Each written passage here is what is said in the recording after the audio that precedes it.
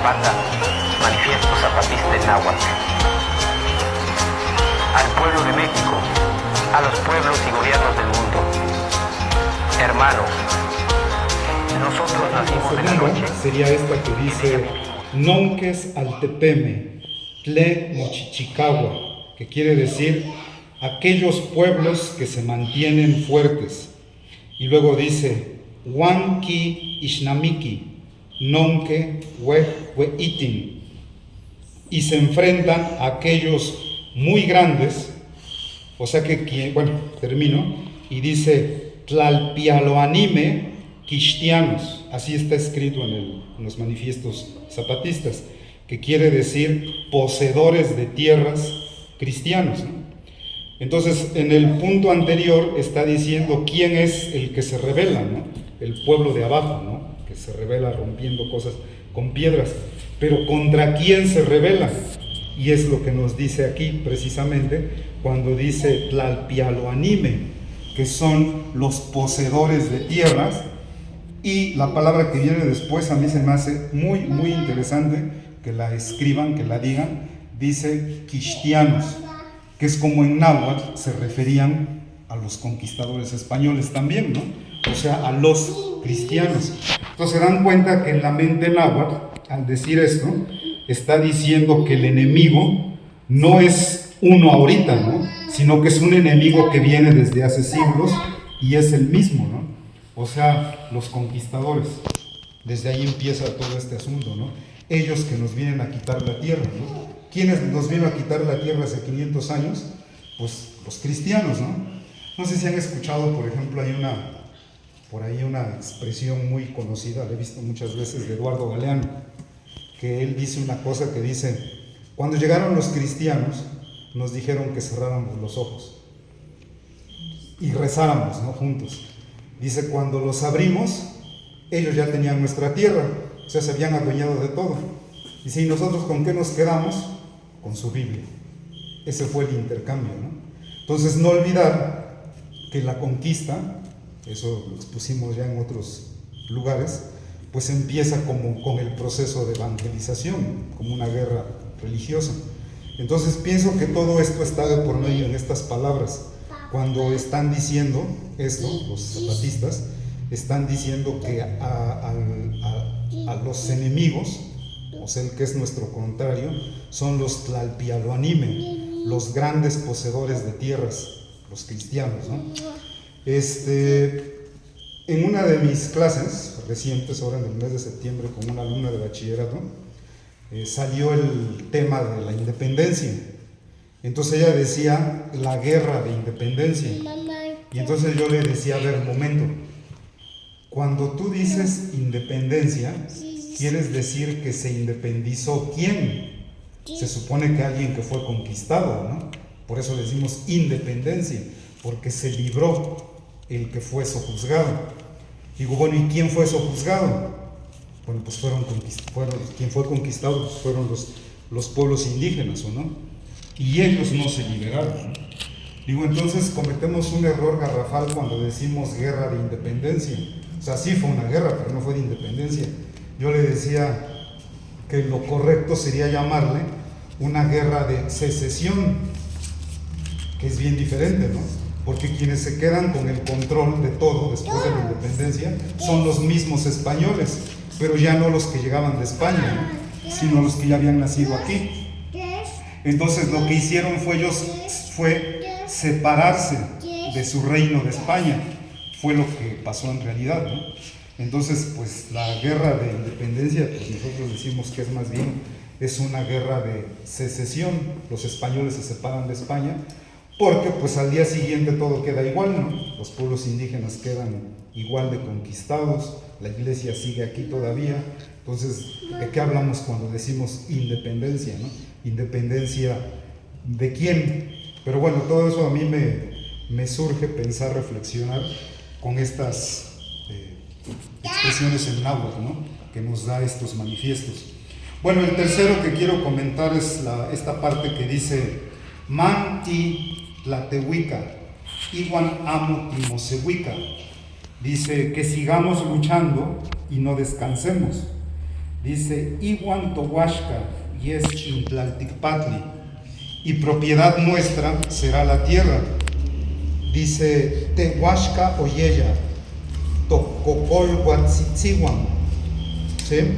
Que es propiedad de la gente, la que fue de nuestros abuelos. Entonces en esta parte también hay palabras dignas de pensarse. Una de ellas es Tlalticpatli. O sea, los zapatistas están usando esta palabra, Tlalticpatli. Y ya la vez pasada hablamos que todos estos poemas que están aquí ahorita en la exposición de Ixochitl hablan siempre del Tlalticpac, ¿no? Bueno, ¿qué es eso del Tlalticpac? Pues es esto, ¿no? El mundo real, la superficie terrestre, ¿no? Y ya dijimos que en el pensamiento náhuatl está el Topan, que es lo que está encima de nosotros, los 13 cielos, y debajo de nosotros está el Mictlán, que son las 9 inframundos, ¿no? Entonces hablar de Tlalticpac pues ya implica hablar de toda la cosmovisión del pueblo náhuatl, ¿no? Y los zapatistas lo están diciendo en este manifiesto, ¿no? Que dicen, cuando dicen Tohuashca y es Intlalticpatli, ¿no? Que dice propiedad nuestra será la tierra. Entonces pues la lucha es por la tierra. Y otra palabra que se me hace bien bonita y que por cierto aparece en el Nican Mocowa es el Tococolhuan, así tal cual aparece en el Nican Mocowa, que quiere decir como que nuestros ancestros, nuestros abuelos. Entonces ahí está haciendo una conexión histórica, o más que una conexión, están haciendo una reivindicación histórica, ¿no? O sea, esta tierra donde estamos no es de esos poseedores, ¿no? Tlalpilhuanime, cristianos, no es de ellos, es de nuestros abuelos, ¿no? De nuestros ancestros. Y si luchamos contra ellos, pues entonces esta tierra que es de nuestros abuelos, nuestros ancestros, pues volverá a ser nuestra. Es lo que están diciendo en esta invitación que le están haciendo, pues a los pueblos de Tlaxcala, ¿no? Entonces, bueno, pues todas estas ideas están así, plasmadas en náhuatl. Bueno, el cuarto comentario sobre el contenido de estos manifiestos en náhuatl es Mech Yolewa Nonnochtin, que es nosotros los invitamos a ustedes. Dice Iwan Aki Kinequis de Namegua, y a quien quiera de ustedes, Nan Mopoasque y Tlampa Tobandera, se contarán al lado de nuestra bandera. Y bueno, aquí el comentario que hago es que es interesante que aquí usa dos palabras en castellano. Una es la preposición de y la otra es el sustantivo bandera. Entonces, bueno, aquí también hablamos, me parece en una de las clases de náhuatl, que en náhuatl no se usa la preposición de, bueno, o sea, no existe, ¿no? ¿Cómo indicamos propiedad? Por ejemplo, si yo digo nochan, que diga nonan ichan. No sé si, Norma, te acuerdas de eso. Cuando digo mi madre, su casa. O sea, en náhuatl no digo la casa de mi madre, digo mi madre, su casa. Entonces es la forma de hablar en náhuatl, ¿no? Que digo nonan ichan, mi madre, su casa. Pero entonces esto me parece interesante porque es ya la influencia que está teniendo el castellano en el náhuatl de la región, aunque mucha gente habla todavía náhuatl, principios del siglo XX, el siglo pasado en Tlaxcala, pero la lengua ya se está corrompiendo, ¿no? Está tomando formas gramaticales del castellano. No digo que esté bien o mal, no solamente lo puntualizo, ¿no? Está pasando y en el documento se ve, ¿no? Y la otra palabra que aparece en castellano es bandera, que dice que a nuestra bandera, no, únanse a nuestra bandera. En náhuatl hay una palabra para decir bandera, que es el pantli, que es lo mismo que decir estandarte. Entonces, en el pensamiento náhuatl, el estandarte es como que el motivo de la identidad, de la lucha, de, pues sí, como que el símbolo de lo que están haciendo, ¿no? Las guerras antiguas, ¿no? Aquí antes de la conquista, los guerreros, todos los ejércitos, pues iban con su pantli, ¿no? Su bandera, ¿no? Entonces aquí está diciendo, pues nuestra bandera, únanse a nuestra causa, a nuestra bandera, pero está usando la palabra castellano, ¿no? Entonces, bueno, me parece interesante. Y por último, el quinto comentario sobre contenido de los manifiestos. Dice Cahuel yegua y huasca inaltepet, porque bien ella es propiedad del pueblo. Iguan tonáhuac nantequitisque, y a nuestro lado trabajarán, y pampa nesetil netehuialoni, por la unidad de la lucha. Yeguan nan ashkan iwan ashkan, ello ahora y ahora. Incachihuaytequit tlenticchihuasque, de alguna manera el gran trabajo que haremos. Ixpantotlalticpacnanzi, mictoa patria, ante nuestra madrecita la tierra, a la que le dicen patria. Entonces aquí hay varias cosas bien interesantes. Una es la palabra ashkan, que yo hasta la he escuchado aquí con niños cuando dicen ashkan quema, lo escucharon de sus abuelos o algo, ¿no? Que obviamente a lo mejor no saben qué significa, pero cuando algo ya le salió bien dicen ashkan quema, ¿no? Bueno, ¿eso qué quiere decir? Ahora sí, como dicen los huevos, ¿no? Ashkan quema, ahora sí, o sea, ya salió como yo quería, ¿no? Entonces ashkan, bueno, yo lo he escuchado acá y aquí aparece esa palabra. También aparece el cosa, que ya hablamos una vez de cómo hablamos, ¿no? De cosa quieres, cosa trabajaremos, dice acá. O sea, usa esa palabrita de cosa en esa forma de pensar del náhuatl. Pero bueno, aquí este quinto comentario que hago, quinta partecita de los manifiestos, a mí me parece la más importante de todas, porque está entrando al mundo de lo sagrado. O sea, al antiguo pensamiento de la suprema divinidad. Entonces, en náhuatl, en esos poemas que están ahí, para referirse a la suprema divinidad del antiguo pensamiento náhuatl, se usan palabras como ipalnemohuani. Hay uno de Nezahualcóyotl que dice: sobre tus pinturas escribes, nos dibujas, ipalnemohua. Le dice Nezahualcóyotl refiriéndose a Ipalnemohuani. Ese poema es muy bello porque compara la existencia con un códice. Dice que Ipalnemohuani nos pinta a cada uno de nosotros y con el tiempo se borra, ¿no? O sea, nos morimos y todo desaparece. Bueno, pero ahí aparece esta palabra Ipalnemohuani, que quiere decir él por quien vivimos. No él en sentido masculino, sino en tercera persona, ¿no? Así como aquel o aquello por lo que vivimos, ¿no? Ipalnemohua ni. ¿Sí? Ipalnemohuani. También se usa en náhuatl, en esos poemas, el tloquenahuaque, que es como decir el dueño de lo que está cerca y de lo que está alrededor. O sea, que habla de la omnipresencia de la divinidad suprema, ¿no? Y bueno, también se usan términos como Ilhuicahua, que es quien es dueño del cielo, lo que está encima de nosotros, Tlalticpaque, que es dueño de la superficie terrestre, y Mictlane, que es quien es dueño del Mictlán, o sea, la pareja esta. También aquí ya hemos hablado de este canto, el Cuicapeucayotl, y ahí dice que el colibrí le da las flores al Cuicani para que se las lleve a los nobles y ellos le hagan reverencia, adoren a Tlalticpaque. Entonces, Tlalticpaque pues significa quien es dueño de Tlalticpac. Bueno, entonces este término Tlalticpaque pues ya entra en el asunto de lo sagrado, ¿no? Del pensamiento religioso de los nahuas. Y lo que están diciendo aquí los zapatistas, 400 años después de la conquista, están usando esta expresión que es To Tlalticpac Nansi. A mí se me hace una belleza, ¿no? Porque lo que quiere decir es nuestra o nuestro, To, nuestro, Nan o Nantli, que es madre, Nansi es la forma reverencial, madrecita, y ponen Tlalticpac, o sea, nuestra madrecita Tlalticpac, de Tlalticpac, ¿no? O sea que esta es la expresión más bella para referirse a la madre tierra, dueña del Tlalticpac, ¿no? Bueno, pues entonces hay el náhuatl, ¿no? Y el pensamiento religioso de los antiguos nahuas. Y es que de veras que yo considero que hablar ya de la madre tierra, pues es hablar ya de una cosmovisión bien diferente, ¿no?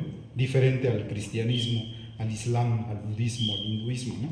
Ya estamos hablando de la cosmovisión de aquí, de los antiguos nahuas, ¿no? Entonces si alguien se pregunta, ¿y cómo se dice madre tierra en náhuatl? Pues los zapatistas nos lo están diciendo.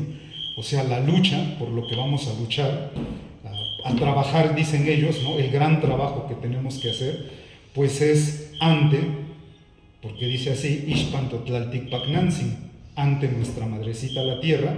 Y también no deja de ser interesante que inmediatamente después ponen una coma, como una especie de aclaración, y dice Mixtoa, que quiere decir, se dice, patria. O sea que están diciendo de alguna manera, para ustedes en su pensamiento en castellano, dicen que la lucha es por la patria, ¿no? ¿Qué es la patria para nosotros? La madre tierra, ¿no? Nuestra madrecita la tierra. Es por lo que hay que luchar. Y bueno, es lo que dice esta parte del texto. Luego, como que uno se pregunta, bueno, o sea, sí, está la palabra, ¿no? Totlalticpacnantzin, es nuestra madre, ¿no? La tierra, la madre del Tlalticpac, la dueña del Tlalticpac. Pero ¿acaso existe alguna forma de representarla, de ponerla en una bandera? Me pregunto yo, y como que siento que de alguna manera los zapatistas responderían, sí, sí la hay, ¿no? Y entonces hay dos fotos que, bueno, yo las quería traer, pero no me dio tiempo ir a mi casa a traer un libro así grandote que me regalaron. Ahí están esas dos fotos, pero pues cualquiera de ustedes las puede buscar en la internet, ¿no? Pero existen esas dos fotografías, pero acuérdense que cuando se da el movimiento zapatista a principios del siglo XX, ya existe la cámara fotográfica. Y de cine, ¿no? Hay escenas por ahí grabadas de los terrenos, las Adelitas y todo eso. Bueno, entonces, ¿de qué fotos estoy hablando? Una es cuando los zapatistas entran a la Ciudad de México, ¿sí? Acuérdense que llegan ahí a reunirse con Pancho Villa y todo ese asunto. Bueno, hay una foto de cuando los zapatistas llegan a la Ciudad de México, entran con el estandarte guadalupano enfrente, ¿no? Esa es la Totlalticpacnantzin, ¿no? Esa es el estandarte, esa es la bandera, ese es el símbolo de la lucha zapatista. Y la otra foto, que yo no la conocía hasta que me regalaron ese libro guadalupano, es la foto de cuando los zapatistas ya entran en la Ciudad de México, se instalan y todos se lanzan a la Basílica de Guadalupe. A la viejita, no existía esta, la de hoy, ¿no? Y entonces, bien interesante, hermosa la foto, porque en la foto se ve el altar de la antigua basílica, la basílica vieja, está la pintura original de la Guadalupe, y a los lados, enfrente, están todos los zapatistas. No está Emiliano Zapata, están los zapatistas indígenas, ¿no? O sea, esos que describe Doña Luz, ¿no? O sea, hombres de huarache, de calzón de manta, hombres humildes, campesinos, indígenas, están todos allá dentro de la basílica, porque llegan a la Ciudad de México y lo primero que hacen pues es ir a visitar a la Totlalticpacnantzin, ¿no? A la madre. Entonces, pues por ahí también nos llevan las imágenes, ¿no? De todo esto de qué es el zapatismo. Y miren que ahora que pasó todo este rollo de la marcha esta de la generación Z, que harta polémica, ¿no? Que está todavía hoy en los medios de comunicación por todos lados, entró todo ese cúmulo de noticias que aparecieron, videos. Yo vi uno que me llamó la atención. El reportero, por la manera en la que habla, pregunta, su tono, yo siento que se burla del chavo, porque ahí pasa un chavo como de unos 20 años y lleva su imagen guadalupana. Y entonces el reportero le pregunta así como, ¿y qué rollo? ¿Para qué traes a la Virgen? Así como un tanto despectivo. Y el chavo es escueto, solamente dice, ella nos dio tierra y libertad. Por ahí anda ese video, ¿no? Entonces digo, pues si lo vemos así, manifiesto zapatista, el chavo no anda tan perdido, ¿no? O sea, ¿quién nos dio tierra y libertad, no?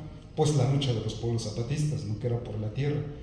Y ellos, ¿cuál era su estandarte, su pantli, no? Pues ella, ¿no? Bueno, pues yo así lo vi y dije, órale. Entonces el reportero un tanto se burlaba del chavo, yo un tanto dije, no anda tan mal este chavo, ¿no? Bueno, y ya para terminar, nada más quiero contar o decir esta anécdota, que es conocida, muy conocida, de cuando finalmente llegan a la Ciudad de México los zapatistas, Francisco Villa y Emiliano Zapata entran al Palacio Nacional. De hecho, bueno, yo allá en el aula de las pirámides tengo un póster de buen tamaño en donde se ve cómo están todos dentro del Palacio Nacional. Están en una comida, ¿no? Está esta gente ahí y están Villa, Zapata, José Vasconcelos y no sé quién más, ¿no? Puro personaje hay ahí, y el que va a ser presidente interino, ¿no? Bueno, la cosa es que hay esta anécdota que dice que cuando llegan al Palacio Nacional, Pancho Villa le dice a Zapata: siéntate, y lo que tienen enfrente es ni más ni menos que la silla presidencial, ¿no? Tan amada y adorada por Porfirio Díaz, ¿no? Que era como su trono, ¿no? Acuérdense que hubo quien lo definió el porfiriato como la monarquía disfrazada de ropas constitucionales, ¿no? Pero en realidad era una monarquía, ¿no? Así la describían. Bueno, pues esa silla presidencial tan lujosa, tan valiosa, ¿no? La silla, ¿no? O sea, no era cualquier silla, ¿no? Es la silla. Representa el poder más grande en México, ¿no? Quien se sienta ahí, manda, ¿no? Bueno, pues entonces, según esta anécdota, dice que Villa le dice a Zapata: siéntate. Y Zapata responde algo así como: nosotros no luchamos por una silla, nosotros luchamos porque cada campesino tenga un pedazo de tierra de donde sacar el sustento para alimentar a su familia. Dice: es más, dijo Zapata, creo que el problema de todo esto es esa silla, deberíamos de quemarla. Y pues qué malo que no la quemaron, ¿no? Pero dice mucho, o sea, cuento esto para finalizar porque dice mucho cuál era la lucha de los zapatistas, ¿no? De Emiliano Zapata. No era por mandar, no era por llegar a la presidencia, no era por quitar a uno y ponernos nosotros, ¿no? En ese sentido, su lucha era por la tierra, ¿no? Era sin duda el motivo de toda la lucha, y bueno, creo que queda bien aclarado con esta anécdota. Bueno, finalmente ya saben que Zapata pues es asesinado a traición. Por ahí hay un general que como que le da, lo engaña que ya se va a pasar de su lado, le cree, van a Chinameca, le preparan una emboscada, cuando él va entrando pues le disparan, ¿no? Y muere a balazos Emiliano Zapata. Pero, bueno, sí, o sea, muere a balazos ahí desangrándose, y ahí termina la historia de Emiliano Zapata. Pero lo que quiero decir es que las ideas son a prueba de balas. O sea que asesinaron un cuerpo humano, pero la idea, lo que movía a Zapata y a todo el movimiento que a él le tocó liderar, pues eso no lo podían matar. ¿Cómo matas una idea, no? No puedes, ¿no? A las personas sí, pero las ideas no. Por eso digo que las ideas son a prueba de balas, porque hasta la actualidad, al día de hoy, hay muchos movimientos sociales por todo el país que reivindican el nombre, pero sobre todo la lucha de Emiliano Zapata, ¿no? Hay organizaciones que llaman Movimiento Agrarista, bla, bla, bla, Emiliano Zapata, Organización Regional del Movimiento Campesino Emiliano Zapata, y el nombre de Emiliano Zapata pues está vigente hasta hoy, ¿no? En el siglo XXI que estamos, ¿no? En muchos estados del país, yo conozco muchos movimientos sociales, indígenas, campesinos, de autodefensa en Guerrero, que reivindican el nombre de Emiliano Zapata, y pues de todos los movimientos pues hay uno que uno no puede dejar de mencionar, ¿no? El que empezó el 1 de enero del 94 en el estado de Chiapas, ¿no? Es la rebelión ahora, ya no de los nahuas, ahora va a ser la de los indígenas mayas, ¿no? Que son tzotziles, celtales, choles, tojolabales, mames y zoques, y mestizos, ¿no? Que hablan castellano. Pues se levantan en armas contra el Estado mexicano y le declaran la guerra, ¿no? Y siguen vigentes hasta el día de hoy y reivindican el nombre de Zapata, ¿no? Salen a la luz y se hacen llamar el Ejército Zapatista de Liberación Nacional. No es el único, repito, ¿no? Hay un montón de movimientos que vuelven a tomar el nombre pues de este personaje de la Revolución Mexicana que fue Emiliano Zapata. Y bueno, por todo lo que dije, espero haberme dado a entender en este punto, ¿no? Hasta donde entendemos entonces, para nosotros, para mí, como yo alcanzo a ver esto, pues el movimiento zapatista fue una rebelión de los indígenas nahuas en el siglo XX, ¿no? Que se dio dentro del contexto de algo mucho más grande, ¿no? Reivindicaciones obreras, por ejemplo, ¿no? de todo esto de estar en contra de Porfirio Díaz. Acuérdense que, por ejemplo, recientemente vi una especie de documental que decía que quien hizo la Revolución Mexicana fueron los gringos, ¿no? Porque pues Porfirio Díaz no se quiso alinear con el presidente de Estados Unidos. Acuérdense que se entrevistaron en El Paso, allá en el norte. Como que él no se doblegó, Porfirio Díaz pensó que las podía solos, y entonces el presidente de Estados Unidos dijo, bueno, pues ya verás, ¿no? Y entonces él empezó a apoyar movimientos, lo que sea. Y acuérdense, ¿no?, de la decena trágica, cuando asesinan a Francisco y Madero. Hoy hay documentos que demuestran que todo se fraguó en la embajada de Estados Unidos. Entonces Estados Unidos hace lo que quiere aquí, ¿no? Pero bueno, dentro de ese contexto nacional, que les digo, no es una historia, son muchas historias de poder, de luchas, de movimientos. Hay uno que se da en medio de todo eso, y es el movimiento zapatista, que está integrado por indígenas, en su mayoría indígenas, y en su mayoría indígenas que hablan náhuatl, ¿no? Entonces el zapatismo surge en Morelos, donde son nahuablantes.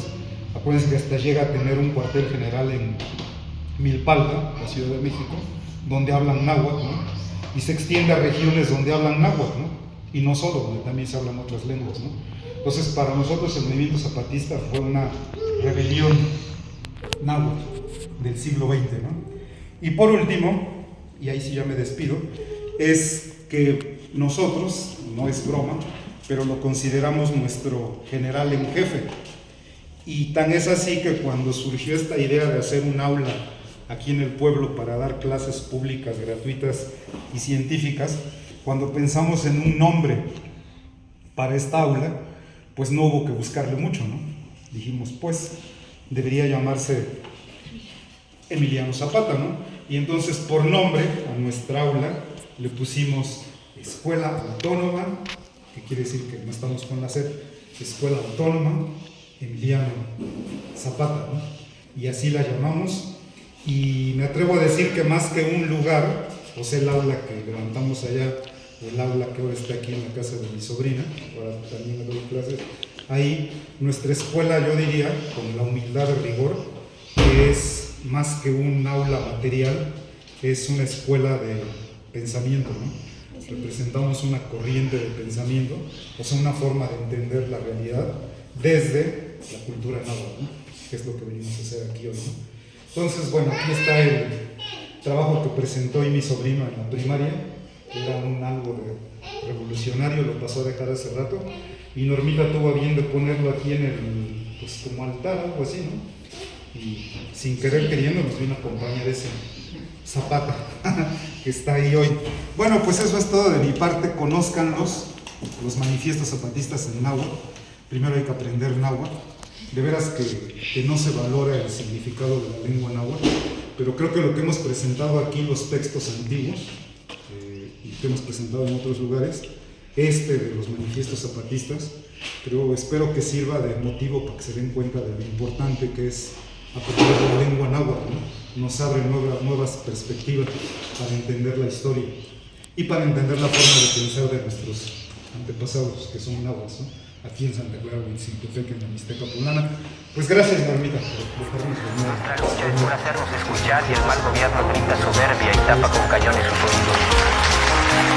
Nuestra lucha es por un trabajo justo y digno, y el mal gobierno compra y vende cuerpos y vergüenzas. Nuestra lucha es por la vida, y el mal gobierno oferta muerte como futuro. Nuestra lucha es por la justicia, y el mal gobierno se llena de criminales y asesinos. Nuestra lucha es por la paz, y el mal gobierno anuncia guerra y destrucción. Techo, tierra, trabajo, paz, salud, educación, independencia, democracia, libertad. Estas fueron nuestras demandas en la larga noche de los 500 años. Estas son hoy nuestras